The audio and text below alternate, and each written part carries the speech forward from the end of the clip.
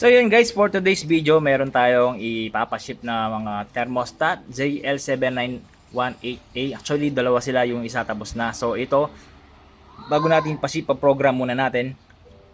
Tuturuan ko kayo kung paano mag-calibrate, no? Pinakamalaga sa pagka-calibrate is meron ka dapat reference, no? Ito yung reference ko para sa humidity. Ito naman yung reference ko para sa temperature, FAX2001, no? So yun.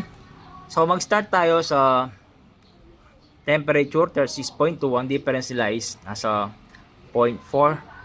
Yun, 0.4. So ang gagawin lang natin para makorek ito, igagaya natin dito is punta tayo sa F6. Para mapunta sa F series na code, press set and down arrow. Ayun, nag F1. Punta tayo sa F6. Yan. Lalagay natin yung diferensya nila.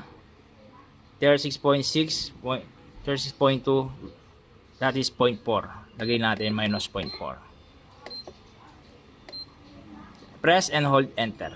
Charan, yun no. Pares na sila, 36.2, 36.2. Okay? Pagdating naman sa temperature or sa humidity, no? So sa ngayon, makita nyo naman, ayun no, so far, eto, same sila ng reading ng ating hygrometer. So, okay na siya. Pero just in case na may problema or may difference, babaguhin mo naman yan sa F7. Dito. Dito, no? Dito ka magbabago. Kunwari lang, no? Kunwari, nasa 40 yung reference natin. Dito, 44. So, sa F7, lalagay mo, minus 4. So, magiging, ano siya, press and hold enter ulit. Ayan, bumaba na. Naging 41 na, no? So, ganun lang. Ganun lang yung pag-change natin. So, balik natin sa dati.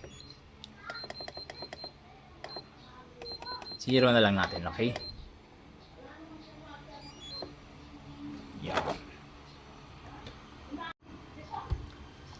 Yun, kung may natutunan ka sa video na to, palike naman and follow ang aking Facebook page para mas dumami pa ang ating mga followers at dumami pa makapanood sa atin at marami pa tayong matulungan po. Alright.